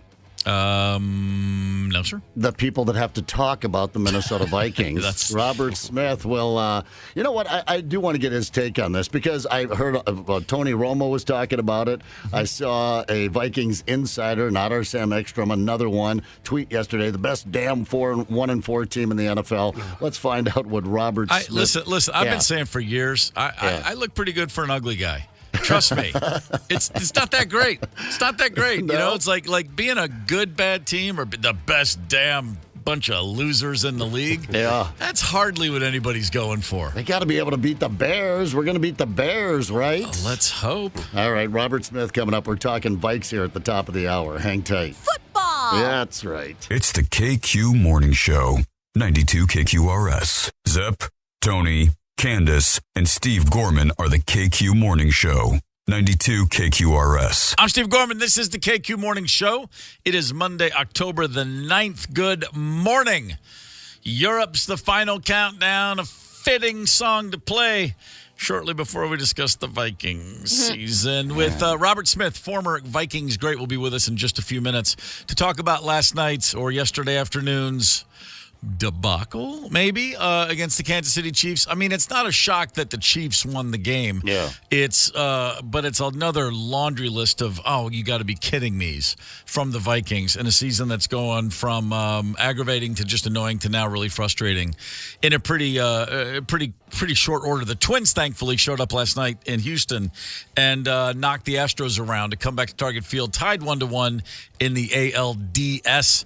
And the Twins in good shape. They've got a 2 out of 3, best out of 3 series with the first 2 games at home. They could absolutely take care of business. This thing might be over by Wednesday with the Twins moving on if all thing goes according to plan. Let's just call that what it is. Yesterday, if you saw the Vikings-Chiefs game, you, along with the rest of us watching, recognized early on that, the more things change, the more they stay the same. That Josh Oliver fumble set the tone. And with that, let's go to Robert Smith, who's on the KQ Morning Show to discuss that game yesterday. Robert, good morning, sir. Good morning. Okay, so if we want to keep it on the good morning, screw the Vikings. What's the lowest round for 18 holes you've ever had? What's your best golf round? Oh, that's 76. Listen to that. 76. That was from white tees, though. Okay. So it wasn't deep, and I think I only had to use my driver twice. Oh.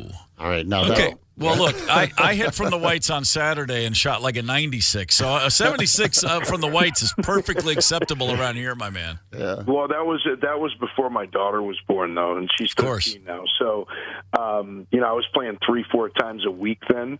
Yeah. And, living in South Florida. Now I might play my ball 3-4 times a year. So that 96, I'm jealous of. That would probably be like my front nine. Yeah, it was the first round of the year, and literally I have like a shoulder blade that's talking to me now. Like that's where I am in life. I go hit a golf ball and my shoulder hurts. Happens. Oh, it's so funny / pathetic what happens as we get older. So you literally sleep the wrong way, and it's like you're limping for a week. That's all it takes. And for those of us who never played in the NFL, we have no excuse. You tell me something hurts, I'm like, hey brother, what can I do for you? You earned all the aches and pains in your body. Make no mistake about it. The Vikings are aching and paining. Okay, we were talking about this earlier. A lot of people are saying this is the best damn 1-4 team in the league, and it probably is. And my question for you, Robert, does that make anyone in that locker room feel any better? No, it doesn't. I mean, you get paid to win games, and I would say, although it doesn't make anybody feel better, your job still stays the same. Mm-hmm. I mean, you go out and you play, and I'm happy to announce that I will be calling the game next week, so I get a chance. All right. Yeah, I get to see the team in person in Chicago, and you got 2 1-4 teams, and you know what it is. It's still a division game. Everybody still wants to go out and play, and everybody's still going to want to go out and win. So I don't expect this team to lay down. I don't expect the Chicago Bears to lay down. People play for professional pride. They go out and they want to play the best. And we looked at that Chicago disaster, we're calling it, sitting here at 1-4 or whatever. But having been following the Vikings for over 30 years myself, we know how the divisions work, and that you could really almost throw out the records. You played in this.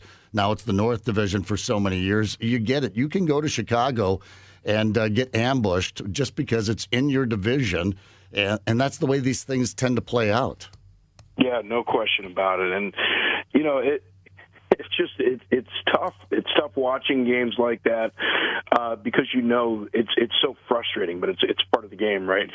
I remember when Oliver took off after catching that ball, I was like, oh man, I like every time I see a big man catch the ball and go back over the middle, I'm like, just please protect it. And sure oh, jeez.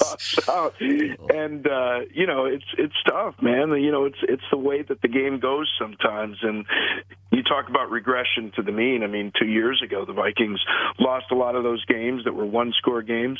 Last year, of course, won them all. And then you go to this year and haven't won any of those games. So, it's football sometimes. It's frustrating, but it's also an illustration of just how good teams in the National Football League are, and that if you make a certain number of mistakes, it just makes it difficult to win games.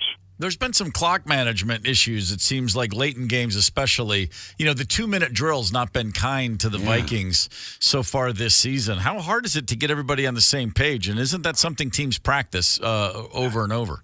Over and over. And, I mean, that was inexcusable. You get in a situation like that, and, you're running out of time and have to call a timeout.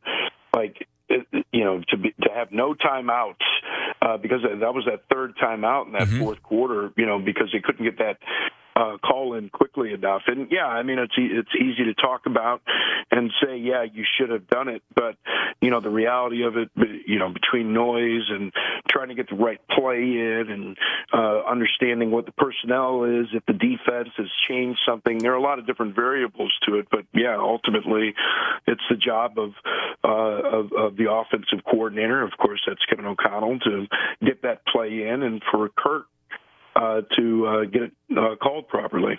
Robert, we've been talking a lot in the offseason especially, but, the defense was the Achilles heel last season. In a game like yesterday, they got to Mahomes. I think he got hit 9 times, sacked 3 times. And then you can say against Mahomes it really doesn't matter. But are you still seeing positive movement as far as the defense develops? Yeah, there's no question about it. And, going into the game, everybody was saying, you can't blitz Patrick Mahomes because he's so good against the blitz. But I think Brian Flores does an incredible job of really understanding what the protection schemes are of an opposing offense and stressing that protection scheme. And what you want to do is try and give as many of the same looks as you can up front, pull out the right number of people and try and take away the quick answers that the offense normally has built in. Now, Andy Reid, he's a master at it. And Patrick Mahomes, we all know, he's one of those guys that defies the X's and O's. So even if you can get the pressure there, a lot of times either Andy Reid has a quick answer, or Patrick Mahomes just does something that he's not supposed to do and is able to get away from it and still make a play. But yeah, definitely encouraged by what I saw from Brian Flores. And it's not like some teams in the National Football League that have elite interior talent that can get pressure. Everybody knows about Danielle Hunter, of course, and Wanham has made some plays. Should have had 2 touchdowns last week, but without having that monster on the interior, that can apply some pass pressure, I think they've been great. I think, and therein lies a lot of the frustration from us fans. The last 3 weeks, the defense has actually played really well. I mean, you're talking about the Chargers didn't put up huge numbers.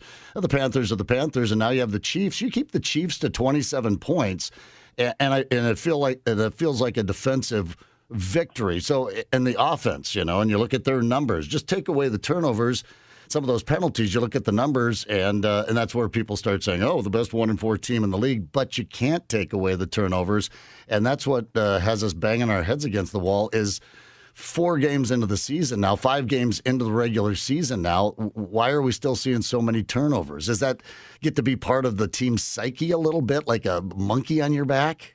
Yeah, and it just happens sometimes, right? Like, again, it's law of averages that it's going to happen. And you don't want guys thinking about it too much. You don't want running backs in particular overprotective of the ball, because then you're not running as freely as you need to run and seeing things the way that you need to see them. It's just kind of something that has to be ingrained in practice. You need to carry the ball the right way, get used to carrying it with speed, get used to covering it up in traffic. It's something that happens. And, what's interesting is, looking at the Vikings sitting at 1-4, it reminds me of Detroit 2 years ago. I think they only ended up winning 3 games. And, of course, Vikings fans know that first win came against the Vikings.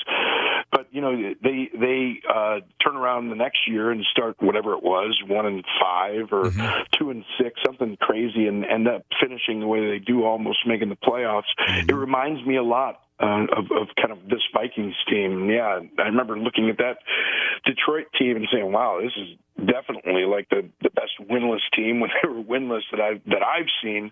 And yeah, it's an illustration of just how tough it is to win the National Football League. And I know that fans get tired of hearing that, but the team just needs to play better at the most important times, and that isn't always how you play between the whistles. It's before the whistle, making the right decisions, and before games, understanding the importance of clock management or ball security. Robert Smith is with us on the KQ Morning Show. One silver lining in the game yesterday, you could say, for Kevin O'Connell, and you shared this on Twitter, verbatim, basically what I said out loud sitting in my living room. The Oscar for Best Actor in the role of, dang it, we have to punt to the other team now.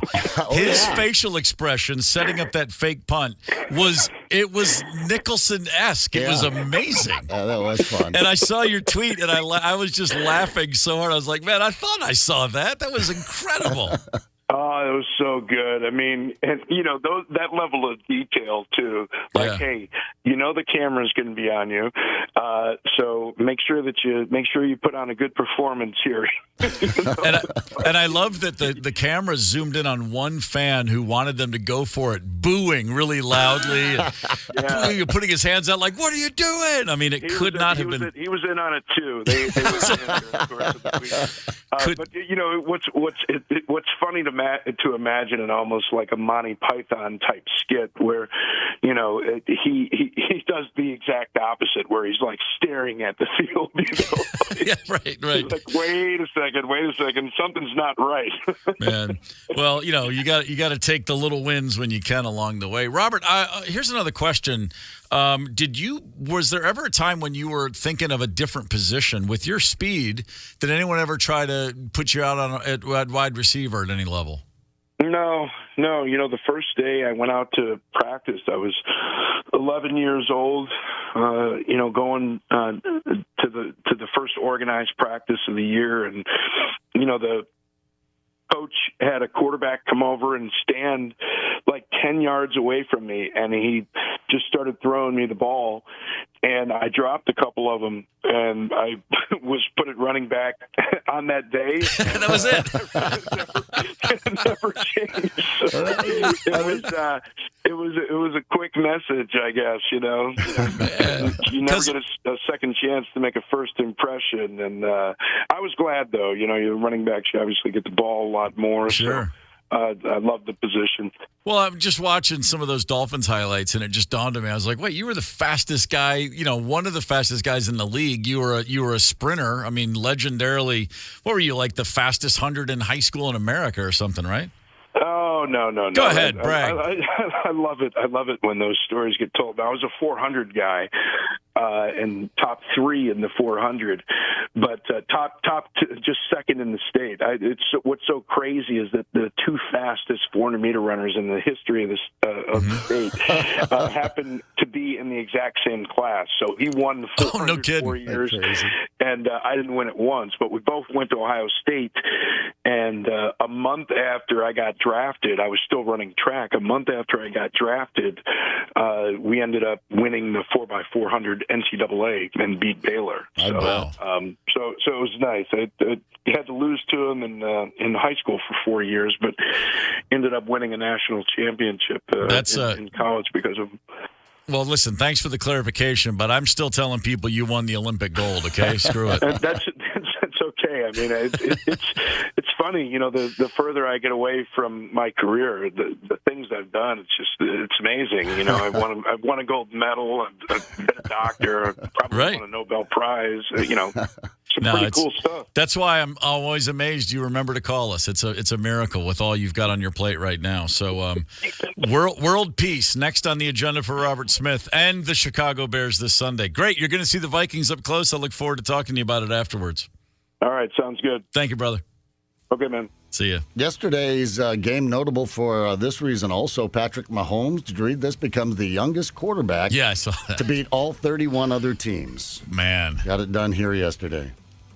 That is that is a special kid right there. Yeah, he is a special kid, but he had to dig deep. He had to come up with some Hail Mary, crazy-ass pass down the middle, on a blitz and that sort of thing.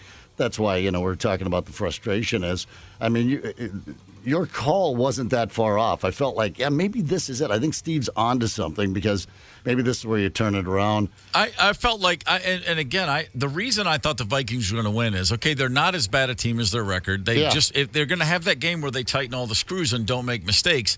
And this is a game of any games on the Chiefs' schedule right now that they might overlook. It's a game the Vikings need. I just thought the difference of stakes for the two teams involved and the fact that it was here after the last few weeks, the Chiefs were kind of wishy-washy. It was right there. And truth be told, as always, fourth quarter, last minute, the Vikings have the ball. They're going down. There's every chance, that this offense can put up some yardage. But when it came down to it, as Robert just said, suddenly, wait, where's that other timeout? Yeah. What the hell happened? Right. How are we scrambling to spike the ball? How are we still not getting this 2-minute drill figured out? Really, really frustrating. Do you think O'Connell's he's over his head as a head coach? Terrific offensive coordinator. Right. It's a common thing. I mean, Arthur Smith at the Falcons is a grease fire. He was an awesome OC for the Titans. It happens. I mean, we see it every year. And as you often see, too, first time as a head coach often goes poorly. Second time, guys figure it out and come back a lot stronger.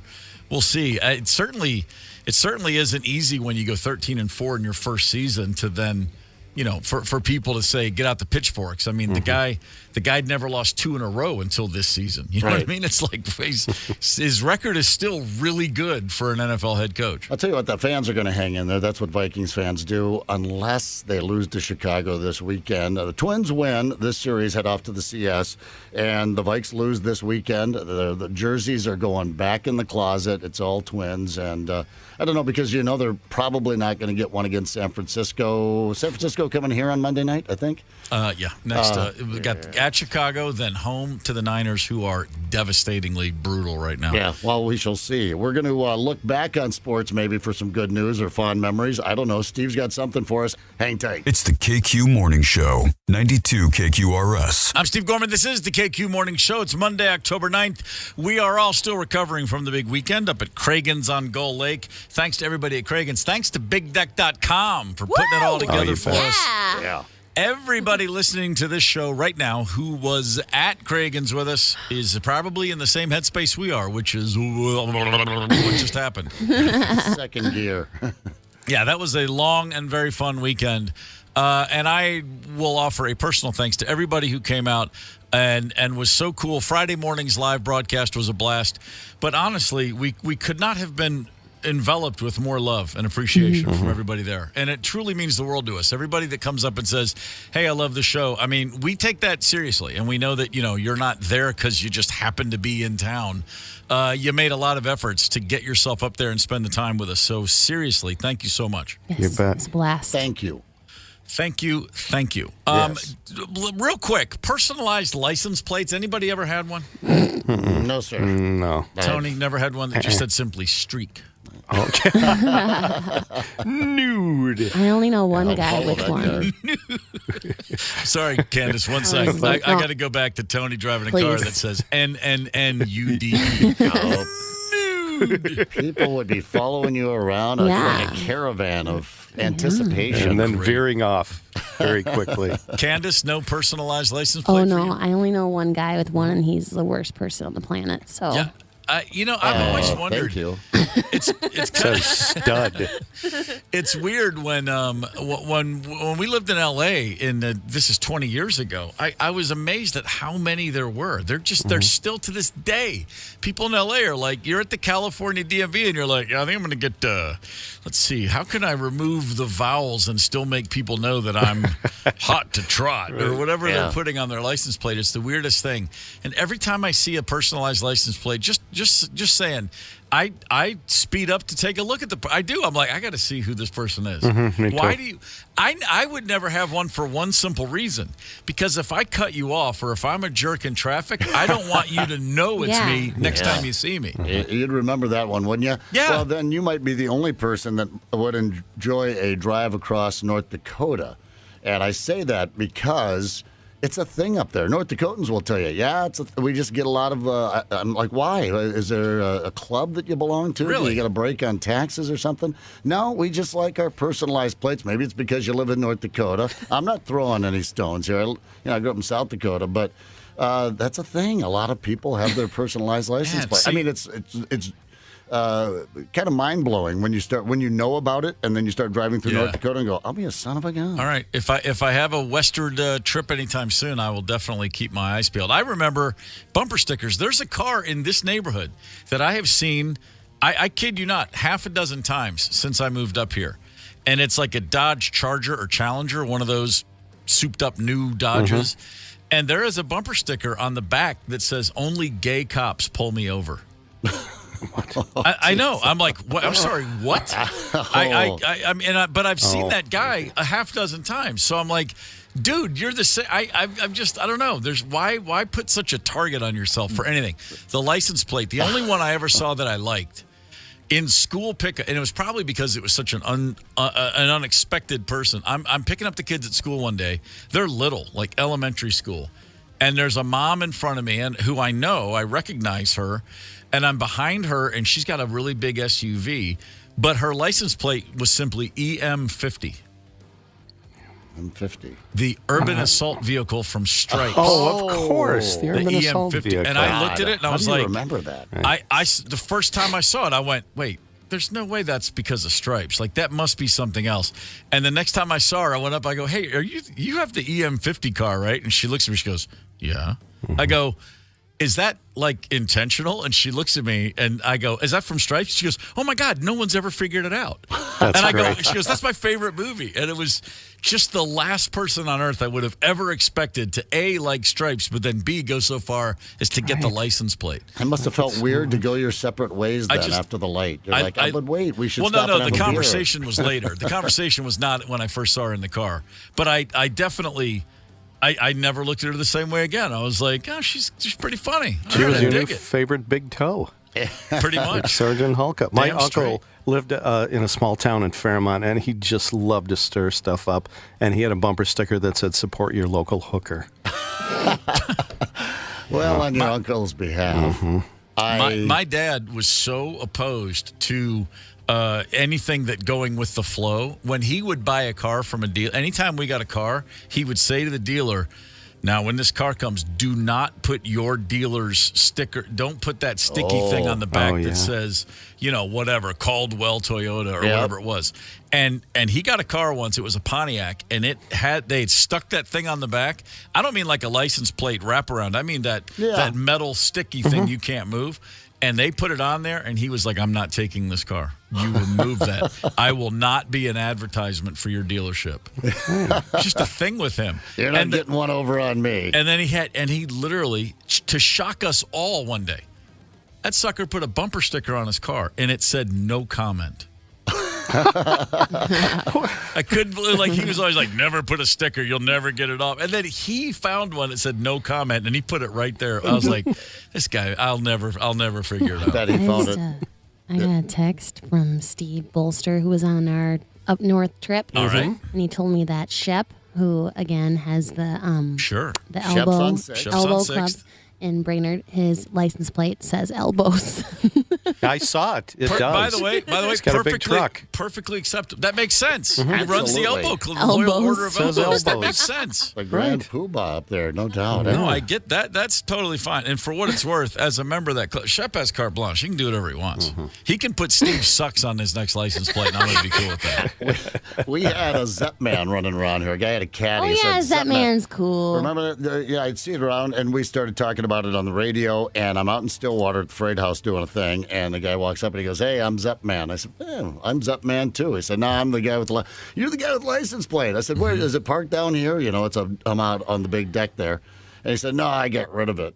I said, "Oh, you did?" He said, "Yeah." He goes, "It was for Zeppelin." And everywhere I went, when you guys started talking about it on the radio, they're like, "Brian Zepp." And he goes, immediately I took it off. I said, I get it. He said, "I'm Zepp Man." And you said, "I'm Zepp, man."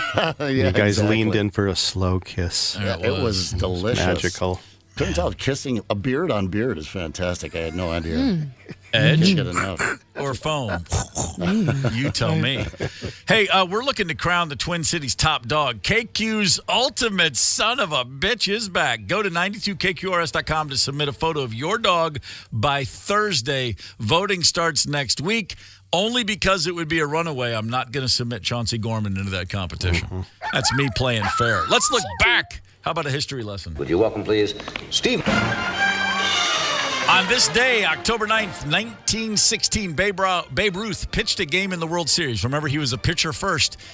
He threw 13 scoreless innings in a World Series game. The Sultan of Swat was also the king of all pitchers before he decided home runs paid better. Damn. Just saying, pretty damn impressive. Very. On this day in 1999, there was a giant concert, one held in London, one held in New York, kind of like Live Aid. It was called Net Aid. The New York show was at Giant Stadium, and I was there because the Black Crowes played. And we got there, and it was something to do with world hunger, and somewhere in between saying we would play it and getting there, I never quite understood what was happening. And I gave an interview to a radio station. I'm like, so what's exciting about Net Aid? And I was like, I'm waiting for someone to tell me what the hell we're doing here. And it was not well received. I was chastised by organizers. I'm like, look, all I know is there's a website on this thing called the internet, and you're supposed to go donate. I don't know. It didn't make any sense to me.